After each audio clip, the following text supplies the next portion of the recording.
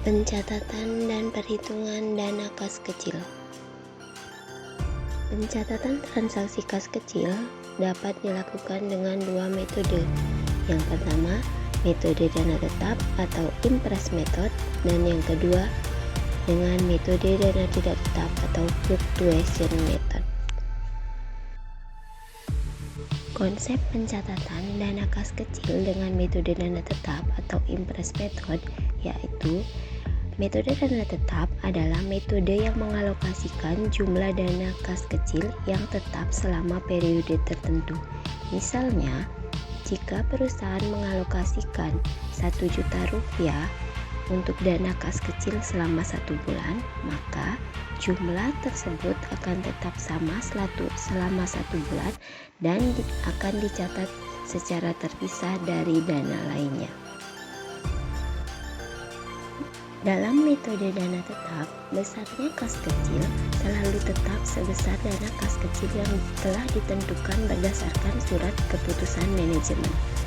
Bila jumlah kas kecil berkurang, maka pada akhir periode kasir kas kecil harus melakukan pengisian kembali kas kecil sejumlah dana kas kecil yang telah dikeluarkan sebelumnya, sehingga jumlah dana kas kecil akan kembali seperti semula. Adapun prosedur pencatatan dana kas kecil dengan metode dana tetap, yaitu yang pertama, saldo akun kas kecil akan selalu tetap dan pengeluaran kas kecil baru akan dicatat saat pengisian kembali kas kecil. Yang kedua, buku kas kecil hanya berfungsi sebagai alat kontrol dan tidak dapat diposting ke buku besar. Yang ketiga, pengeluaran kas kecil yang terjadi setelah pengisian kembali kas kecil dan belum dicatat, maka perlu dibuatkan jurnal penyesuaian pada akhir periode dan jurnal pembalik di awal periode berikutnya. Sistem pencatatan dana kas kecil metode dana tetap atau impress method. Pembentukan dana kas kecil dengan metode dana tetap. Pada saat terjadi pembentukan dana kas kecil dengan metode dana tetap, akan dibuatkan jurnal kas kecil pada kas sebesar jumlah dana kas kecil yang dibentuk. 2. Sistem pencatatan pengeluaran dan pemakaian kas kecil. Dengan metode dana tetap, setiap terjadi pengeluaran dan pemakaian kas kecil tidak secara langsung dicatat ke jurnal, namun ditunda sehingga sampai pengisian kembali kas kecil. Kasir kas kecil cukup membuat buku kas kecil atau petty cash book yang digunakan sebagai buku harian untuk mencatat rincian pengeluaran dana kas kecil agar terlihat jelas. Kasir kas kecil harus mengumpulkan setiap bukti-bukti pengeluaran kas kecil dan membuat catatan internal yang akan digunakan untuk pengajuan pengisian kembali kas kecil. Pengisian kembali kas kecil. Jika dana kas kecil sudah digunakan dan jumlahnya sudah mengalami pengurangan, maka perlu dilakukan pengisian kembali dana kas kecil.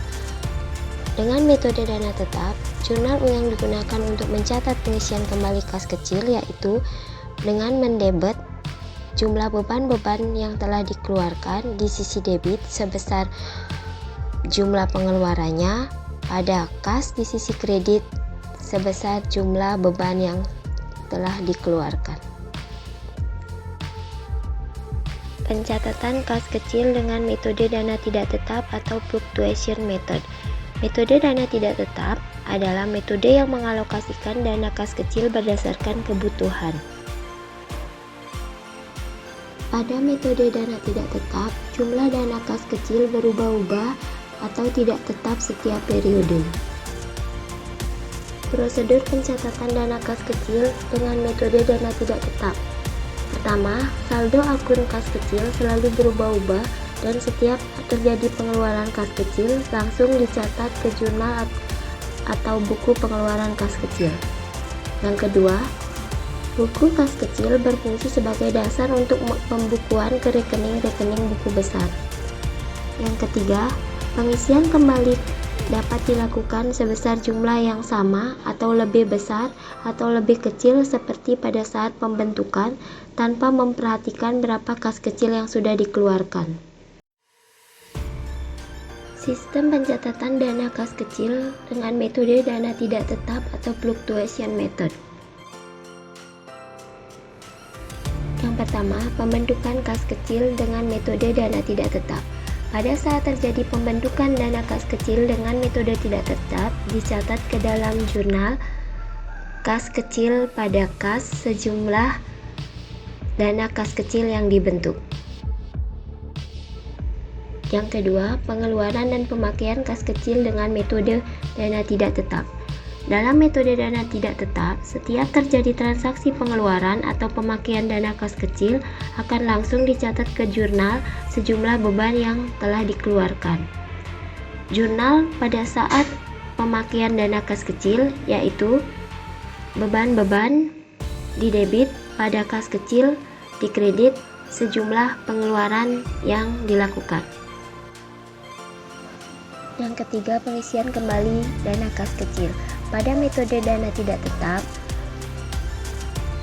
jurnal yang digunakan untuk mencatat pengisian kembali kas kecil yaitu kas kecil atau petty cash didebit pada cash, dikredit sejumlah kas kecil yang ingin ditambahkan. Perlakuan adanya selisih kas kecil.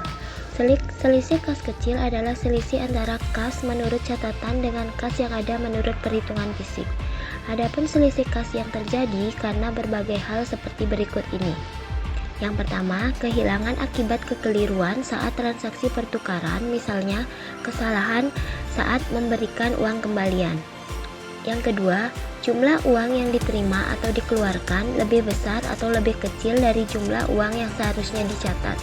Biasanya karena tidak tersedianya uang pecahan kecil. Yang ketiga, adanya kesalahan mencatat dalam jurnal, adanya uang palsu, dan adanya sebab-sebab lain yang tidak diketahui. Pencatatan selisih kas kecil. Apabila jumlah dalam bukti transaksi yang telah dikeluarkan tidak sama dengan jumlah kas kecil yang dibentuk, maka akan dicatat ke akun selisih kas kecil, baik selisih lebih atau cash operik maupun selisih kurang atau cash sorting.